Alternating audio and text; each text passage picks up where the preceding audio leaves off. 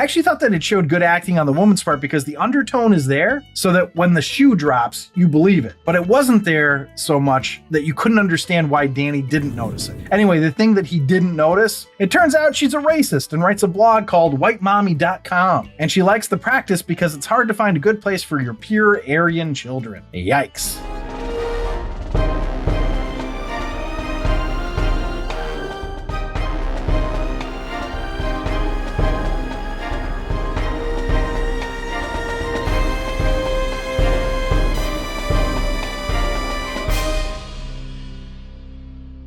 Welcome back to another episode of The Rank. I'm John, and today we're going to be ranking the next episode of the Mindy Project. Now, if you're enjoying these episodes, if you're just a fan of the Mindy Project and enjoy consuming content about it, please consider subscribing and or following. Like the episodes, comment. You can send questions, suggestions, whatever, to the email address at info@therankpodcast.com. Please also consider becoming a patron on our Patreon site at patreon.com/therankpodcast. Now today, we're ranking the 9th episode of the 2nd season of the Mindy Project titled Mindy Lahiri Is a Racist. Written by Ike Barinholtz and David Stassen and directed by Greg Daniels. Just so you know, spoilers ahead on this. It's been out for a while, so there's going to be spoilers. Now, if you're new to this, the goal of this series is to figure out what is the best sitcom of all time. We rank every episode of a series, then we average those rankings, and the series average is the score, and that's how we find out what the best series of all time is, best sitcom of all time. Obviously, today we're doing the Mindy Project, and we start it all off with the Potent Notables, so let's go there now.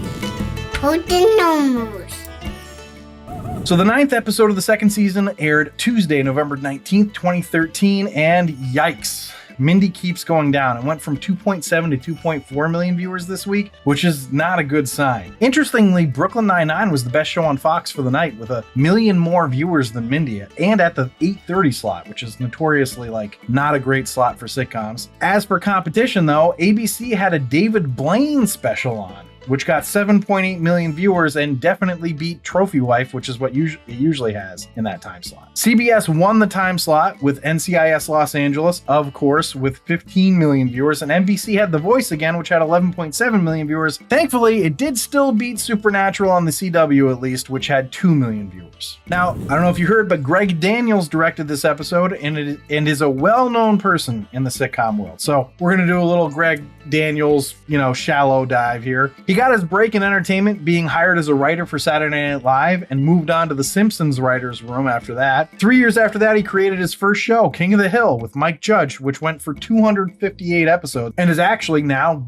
back. It's on Hulu with new episodes. But what he created or co-created after that are probably two of the most well-known shows now, with The Office and Parks and Recreation. He was the one who hired Mindy as a writer for The Office and put her into a role as Kelly. So he's been around for a while and has been a part of a lot of our favorite shows. I couldn't find any quotes specifically from him about the Mindy Project, but of Mindy, he said, quote, "She's very original. If anything feels phony or lazy or passé, she'll pounce on it." And Mindy cited his advice to, quote, "be kind" as the best career advice she ever received. So there you go. Those are the Potent Notables. Let's go on to the episode overview. We jump into this episode with a goofy cold open that continues Morgan's dog rescue plotline that is just a lot of fun. Tamra ends up shooting Morgan with tranquilizers, and it's just a goofy, fun way to start off an episode that has nothing to do with the rest of the episode. It just sort of happens. Now, of course, when you're watching it on streaming, it's not a cold open, right? It doesn't have that and then commercials and then go into the episode. So you're just watching this happen, then the opening credits, and then it continues. If you had watched it in real time when it was actually on TV, you would have had this little, 1 to 2 minute open that made you laugh, and then you would have come back to the actual episode. Anyway, when the episode does start, we're right away seeing the repercussions of Morgan not deleting the text. Interestingly, the repercussions of the text are more felt by Morgan and Cliff than by Mindy. Mindy intimates that she masturbates to the texts, and then her story shifts to what's going on with Danny, whereas the texting becomes the B story and it's between Cliff and Morgan. I just thought that was interesting that they made that sort of secondary.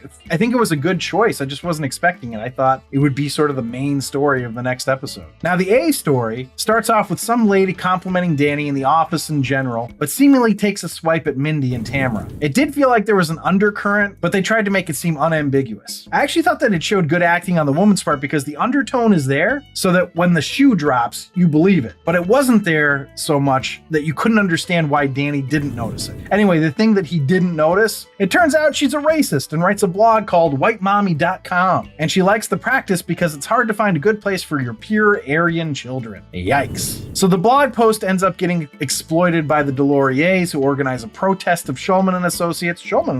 They're trying to portray the practice as racist, and naturally everything that Danny and Mindy do make things worse. They hire Jenna Elfman as a PR person. Jenna Elfman's the actress's name. I don't know what her name was in the I don't remember what her name was in the show, in the episode, but whatever. It's Jenna Elfman. But she was fun to have on. She's always typically funny anyway. For some reason, she sleeps with Danny, but that doesn't really actually go anywhere. And there's a sort of C-story undercurrent with Peter where he feels unappreciated and that nobody listens to his ideas and that he wants to be a senior partner. Now, it will culminate in him becoming a senior partner, so I guess he has a very quick story. So Jenna Elfman is going to recommend that Tamra and Mindy, the two women of color working in the practice, sign a letter saying that they like working there. But Mindy, not liking reruns, makes Tamra decide to join the protest. Basically, things get crazy, and Mindy fixes it, not before pointing out to the entire crowd that Danny has slept with a woman of every race, which is just nuts. Because why would you do that, Mindy? Meanwhile, while all this is going on, Morgan is trying to convince Cliff that he's not a bad person, which was the B story and not all that intriguing. So the episode ends with Mindy and Peter essentially saving the day because Mindy uses Peter's idea to get everyone on their side, and this is how Peter ends up getting senior partner status. And if nothing else, I'm looking forward to Adam Pally being in more episodes because I think he's been a great addition. But let's see how this one ranked. A rank. So the rank is where I rank the episode based on 5 categories: story, acting, dialogue, episode coherence, and character relatability. I rank it on a scale of 1 to 5, 1 being the worst, 5 being the best. And then we have a laugh counter where I tally up the amount of times that the episode made me laugh out loud, 1 point per laugh out loud, and that gets added to the score. Now, before we dive into the rankings, I just want to say, if you're enjoying the episode, please leave a like. It really helps us out. You know, if you're not enjoying it, I guess don't leave a like. Please make them like it. If you are, please. Thanks. So the first category is story. I gave story a 4.25.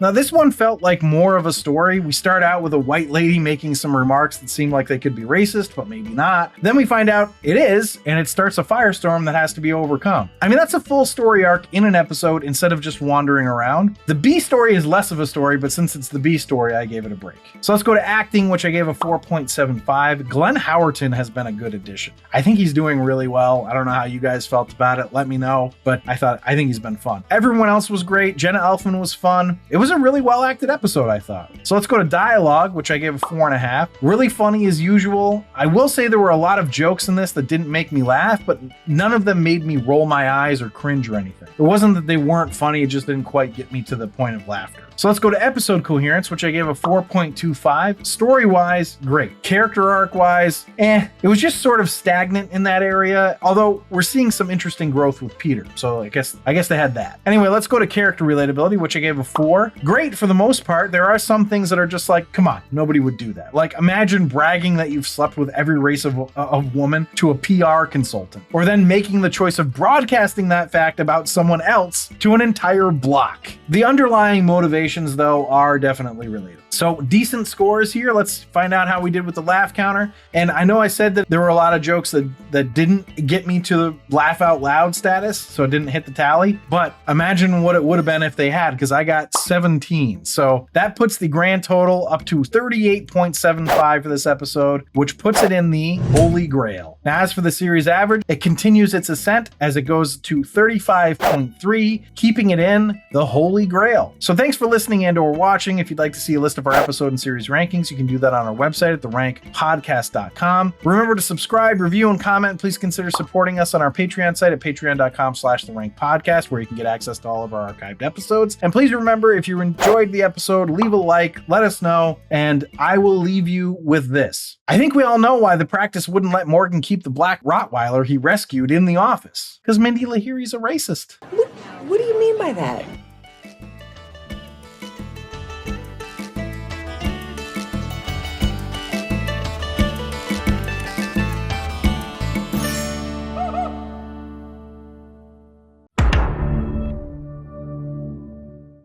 We're right away seeing the repercussions of Morgan not deleting the text.